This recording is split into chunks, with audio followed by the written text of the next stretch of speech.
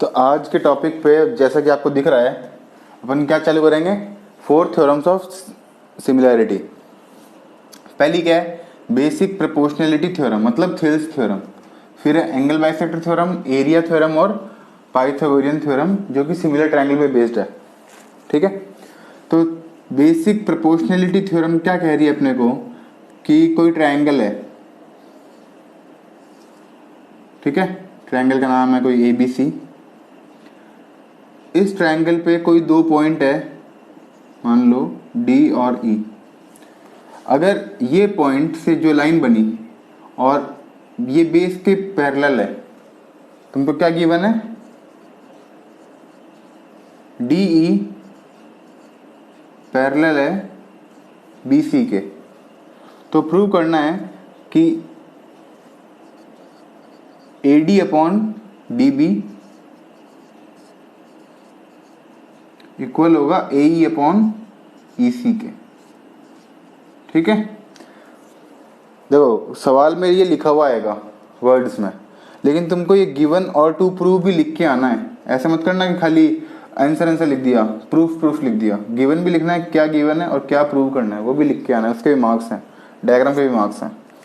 अब कैसे प्रूव करेंगे, सबसे पहले तो D और E से AC पर और AB पर परपेंडिकुलर ड्रॉ कर देते हैं।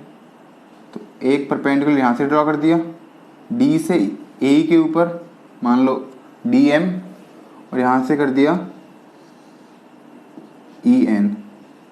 ये अपन ने कर दिया कंस्ट्रक्शन।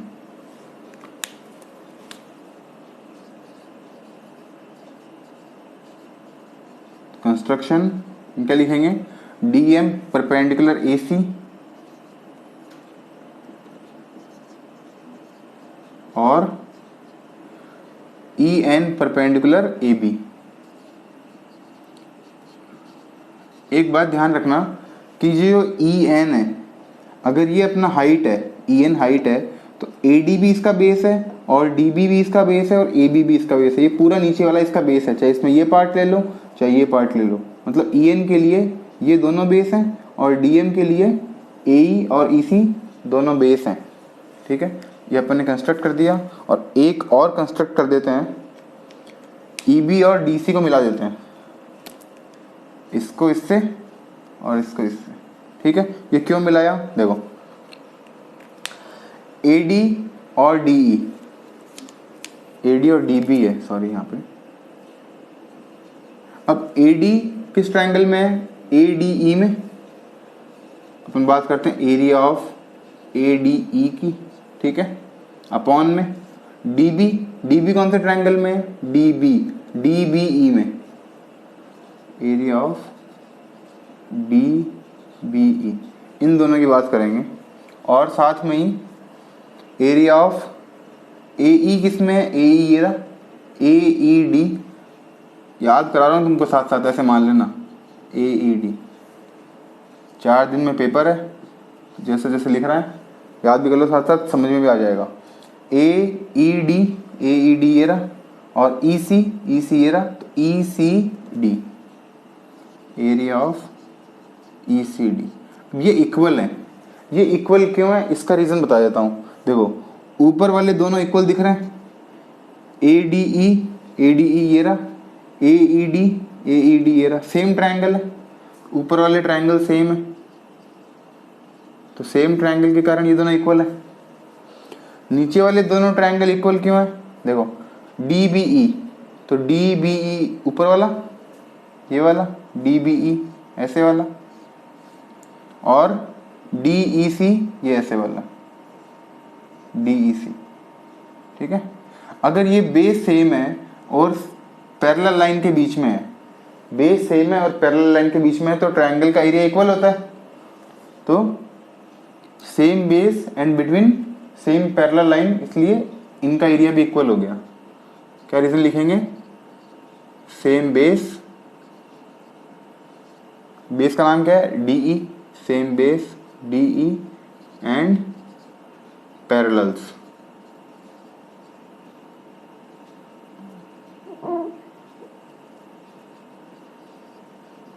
क्या पैरेलल है, DE पैरेलल BC के। इसलिए ये एरिया भी इक्वल हो गया। ठीक है, अब एरिया का फॉर्मूला क्या होता है, half into base into height. तो ए डी ई के लिए, ए डी ई के लिए बेस तो ए डी है और ए डी के लिए हाइट क्या है, एन ई। ठीक है, ऐसे ही डी बी ई के लिए, डी बी के लिए बेस डी बी है, हाफ इंटू डी बी। और अभी क्या बताया था, चाहे ये बेस लो चाहे ये बेस लो, हाइट यही है, ई एन या एन ई, एक ही बात है। इक्वल टू ऐसे इसमें हाफ इंटू ए डी में बेस ए ई है और नीचे वाले में ई सी है, तो ए ई इंटू ए ई के सामने डी एम और इसमें half into E C into D M. ठीक है, तो एन ई से एन ई कट गया, डी एम से डी एम कट गया, हाफ से हाफ, हाफ से हाफ। अपना आंसर क्या आ गया, A D upon D B बराबर ए ई अपॉन ई सी। ठीक है, तो कुल मिला के ये दोनों एरिया को इक्वल करना था और नीचे वाले दोनों एरिया को इक्वल करना था और अपॉन में लिखना था। ये काम हो गया बीपीटी थ्योरम का। नेक्स्ट क्या है, एंगल बाइसेक्टर थ्योरम। देखो,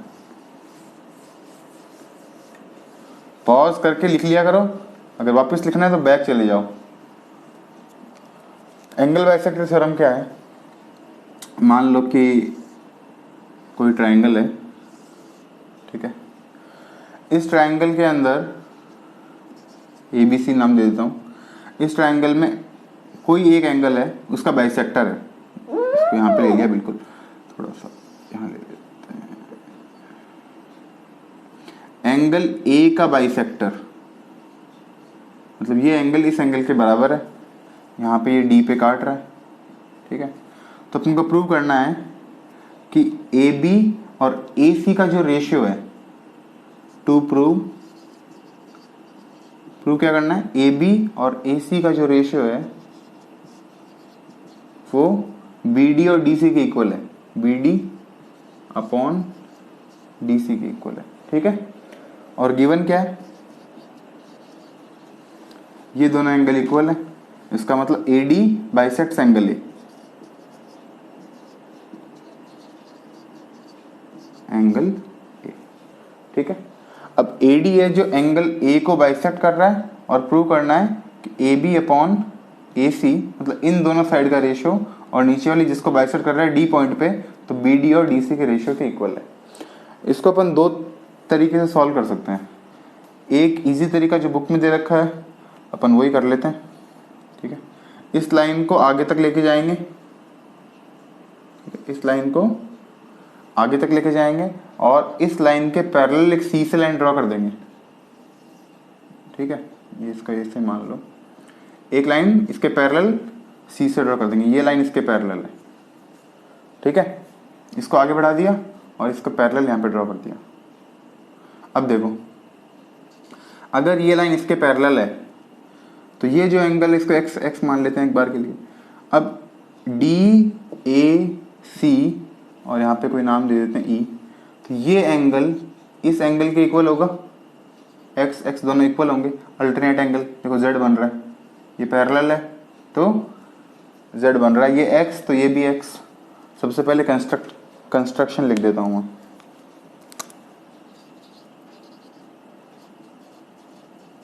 कंस्ट्रक्शन में अपन ने क्या किया,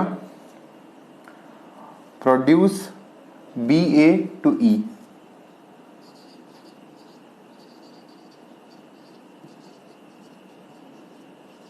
such that DA parallel CE, such that DA parallel CE। ठीक है, इस तरह से ड्रॉ कर दिया। अब करते हैं प्रूफ। देखो, ये दोनों एंगल इक्वल पहले से पता है, ये एंगल इसके इक्वल हो गया। कौन सा एंगल, DAC, एंगल DAC किसके इक्वल हो गया, ACE के, एंगल ACE के इक्वल हो गया, alternate angle, alternate interior angle. ठीक है, अब बात कर लें अपन इस छोटे वाले ट्रायंगल की और इस बड़े वाले ट्रायंगल की। यहाँ पे लिख देते हैं in triangle BAD and BEC में, ठीक है।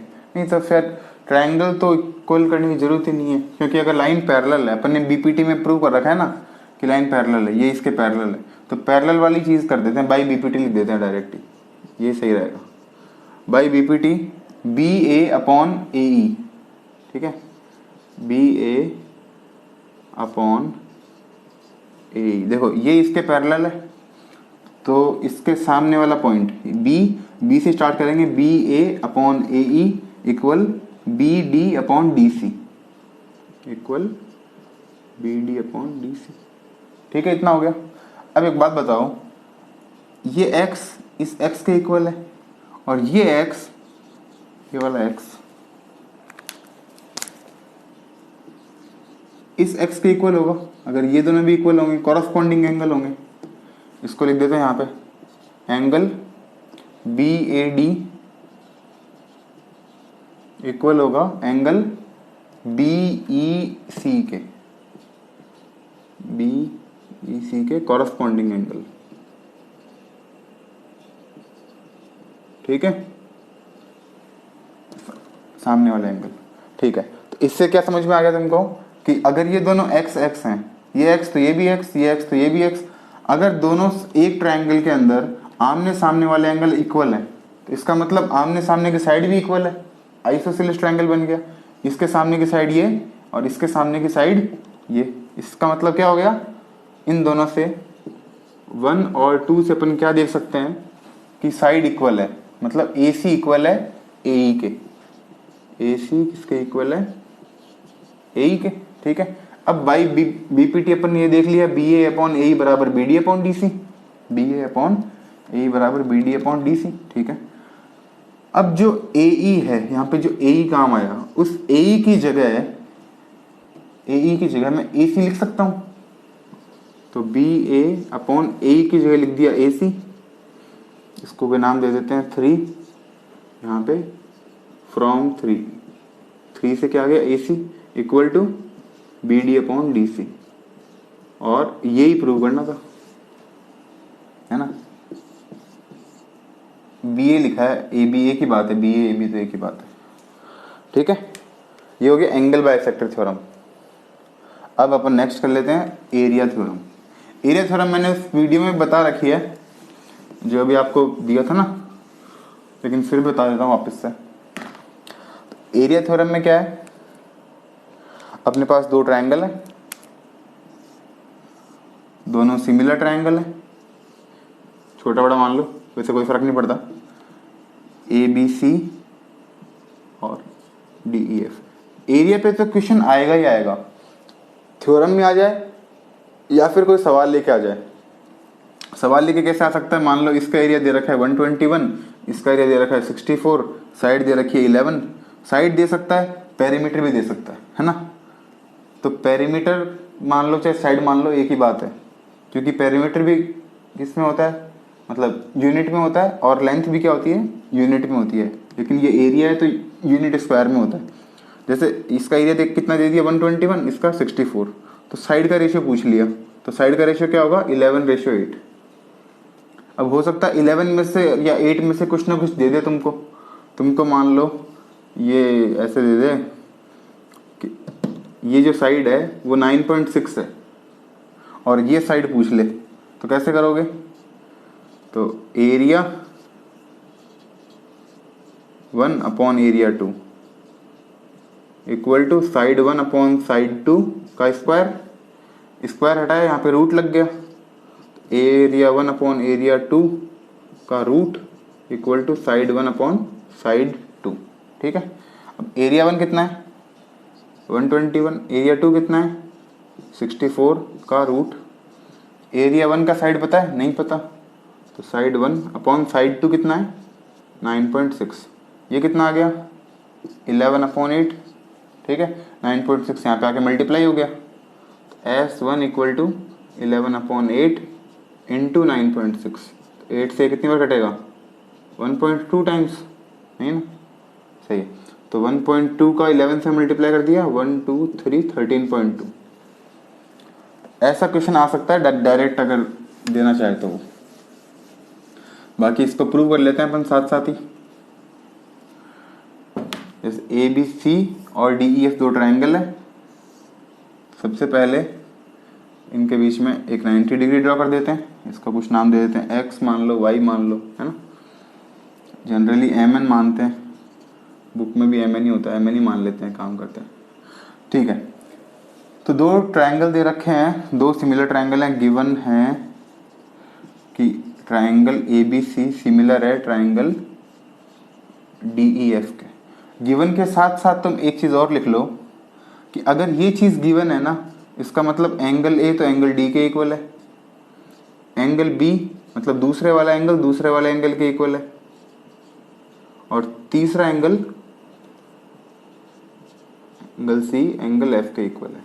शुरू की दो लाइन के प्रोपोर्शनल है, मतलब ए बी है वो डी ई के प्रोपोर्शनल है, मतलब A B upon D E बराबर लास्ट की दो B C upon E F और इक्वल टू शुरू की लास्ट की A C upon D F.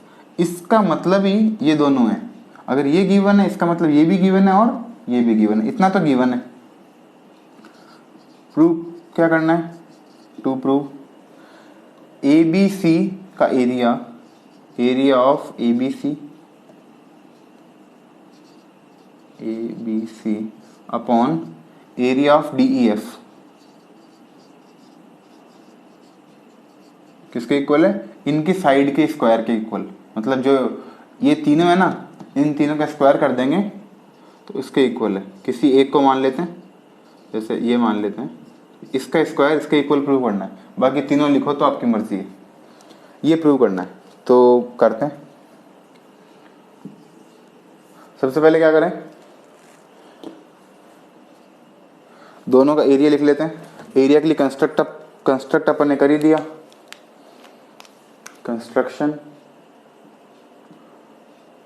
Construction A M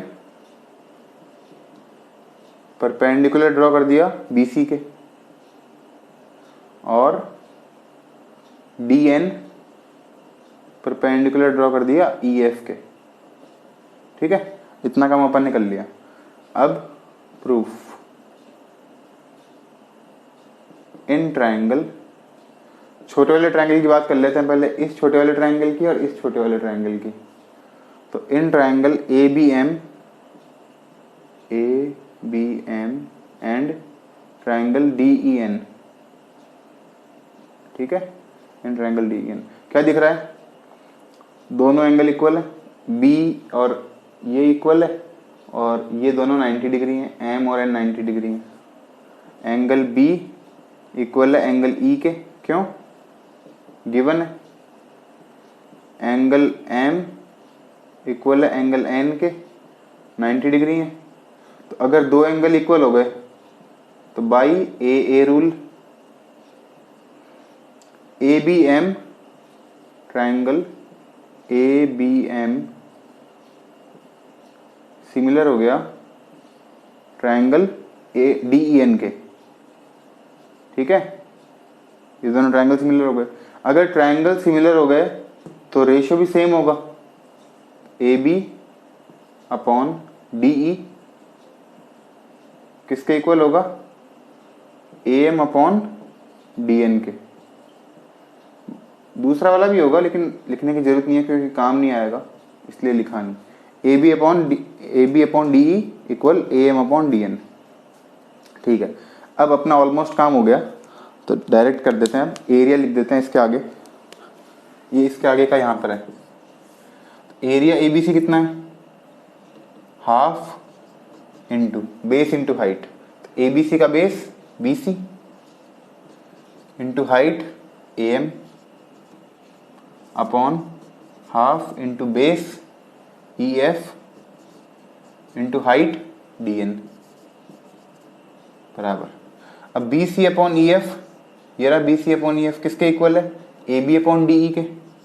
half से हाफ तो कट गया, A B upon D into M upon D N, कहाँ पे आ गया, ये रहा, एम अपॉन डी एन किसके इक्वल है, ये भी A B upon D E.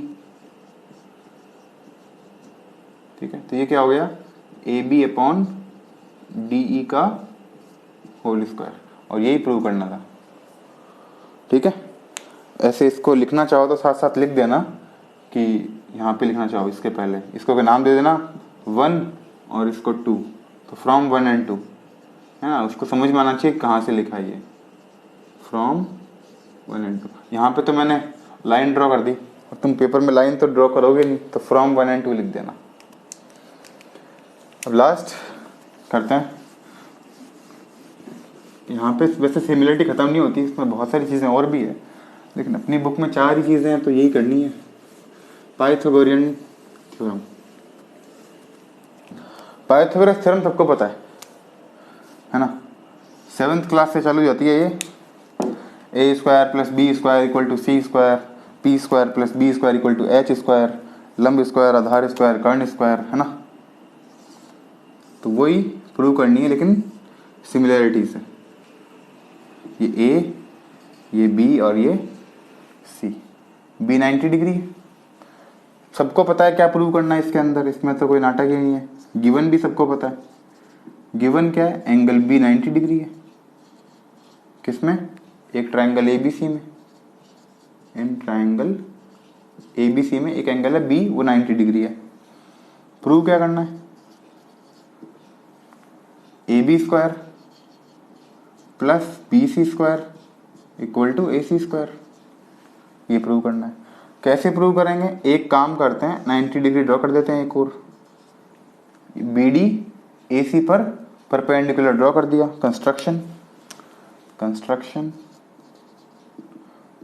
A B D एक परपेंडिकुलर ड्रॉ कर दिया ए सी के ऊपर। ठीक है, अब अपने पास एक छोटा ट्रायंगल, 2 छोटा ट्रायंगल और एक बड़ा ट्रायंगल है। तो सबसे पहले तो बनाते हैं अपन ये छोटा ट्रायंगल ए डी बी, और इसके साथ में बड़ा वाला ट्रायंगल, क्या नाम है इसका, ए बी सी। ये ट्रायंगल बना लिया, इसके साथ में ही नीचे वाला छोटा वाला ट्रायंगल। अगर तुम ये ड्रॉ करके आ दो ना पेपर में तो कोई प्रॉब्लम नहीं है।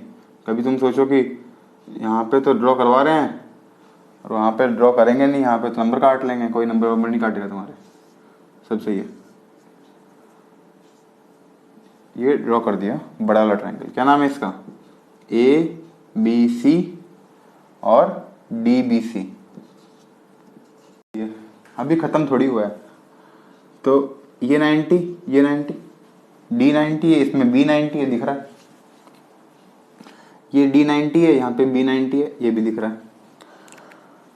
लेकिन एक एंगल से तो काम चलेगा नहीं, इसमें कुछ कॉमन है, इसमें देखो ए कॉमन है, ये ए इस ए के इक्वल है, इसमें सी इस सी के इक्वल है। अब 2 एंगल इक्वल हो गया, इतना काम हो गया।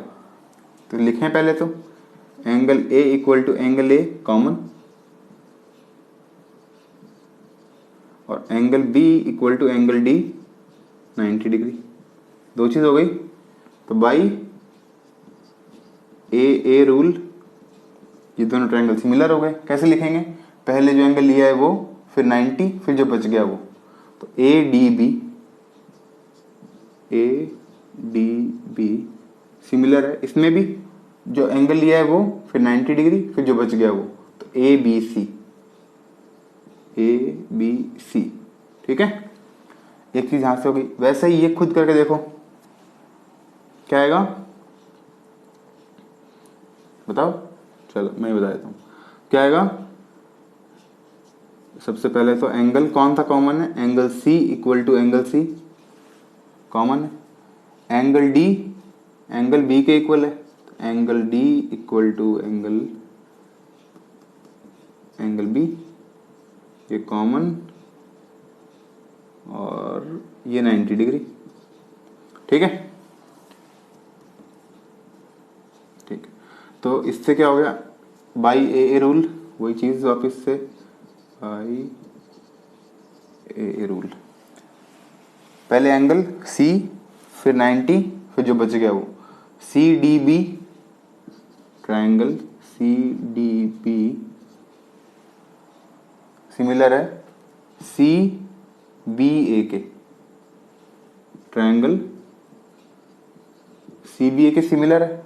अब देखो, अगर ट्राइंगल सिमिलर होते हैं तो उसको अपन प्रोपोर्शन में लिख सकते हैं, जैसे अभी लिखा था, ठीक है। तो इनको प्रोपोर्शन में कैसे लिखेंगे, इससे क्या आ जाएगा, ए डी अपॉन शुरू के दो A D upon A B बराबर D B upon B C, D B upon B C equal पहला और लास्ट का A B upon A C, A B upon A C. फिर ऐसे दूसरे वाले में हो जाएगा, दूसरे वाले में क्या हो जाएगा, C D upon C B equal D B upon B A, D B upon B A equal to C B upon C A, C B upon C A. अब ढूंढो इसके अंदर की सेम कौन कौन है, जैसे ए बी यहाँ पर है, ए बी यहाँ पर है, सेम है, मतलब मल्टीप्लाई करेंगे तो स्क्वायर हो जाएगा। वैसे ही सी बी यहाँ पर है, सी बी यहाँ पर है, ये भी स्क्वायर हो जाएगा। तो इसको भूल जाओ, ऐसे इसमें इसको भूल जाओ, कोई काम का नहीं है ये। इनको मल्टीप्लाई कर देते हैं दोनों को, A B square equal to A D into A C, A D into A C, और यहाँ पे सी बी, चाहे इसको सी बी लिख लो चाहे बी सी लिख लो, एक ही बात है। तो B C square equal to A C into C D. मैं इसलिए लिख रहा हूँ इस तरह से इसको, मतलब ए बी सी में पहले बी आता है बाद में सी आता है, इसलिए लिखा है क्योंकि इसमें फ़र्क नहीं पड़ता। यहाँ पे फ़र्क पड़ रहा था, यहाँ पे ऐसे ही लिखना पड़ेगा। इसको थोड़ा आसान करने के लिए ऐसे लिख दिया, ये फर्स्ट और ये सेकंड। अब इन दोनों को ऐड कर देते हैं। क्यों ऐड कर देंगे, क्योंकि यही पूछा है, A B square plus B C square, तो A B square plus B C square. तो बाई 1 एंड 2 को ऐड करने से A B square plus B C square, पहले वाले में क्या दिख रहा है, A D A C, A D dot A C plus और A C C D, A C dot C D.